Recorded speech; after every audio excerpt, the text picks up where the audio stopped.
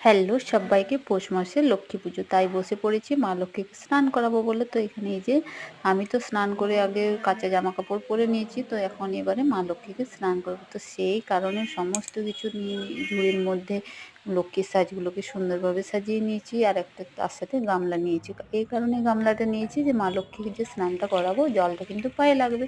তো তার ফলে কি হবে, মা লক্ষ্মীর চান করা জল আমাদের পায়ে লাগলে তো সেটা ভালো না, ঠাকুরের স্নান করা জল।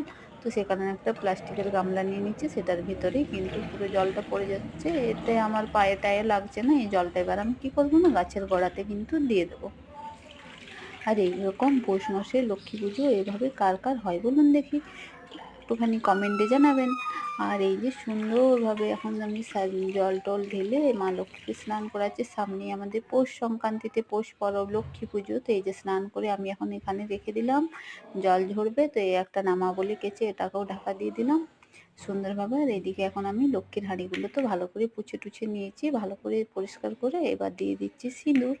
আর এই লক্ষ্মী পুজোতে আমাদের কিন্তু নিয়ম যে নতুন ধান যে হয় সেটা মা লক্ষ্মীর হাঁড়িতে দিতে হয়। তারপরে আমরা এই 4টে লক্ষ্মী পুজো করবো। একদম যে 4টে লক্ষ্মী পুজো পরে আবার এই পৌষ মাসে পরের বছর আবার নতুন ধান দিতে হয়। তো এই হাঁড়ির ভিতরে এই যে অল্প ধান দেখাচ্ছে, এটা আমাদের যেটা অঘ্রাণ মাসে মোট আনা হয় তার ধানটা ঝেড়ে দেওয়া হয়েছে, সেটা দিলাম। আর তার সাথে এই যে এক্সট্রা আরও কিছু ধান নেওয়া হয়েছে সেটা দিলাম।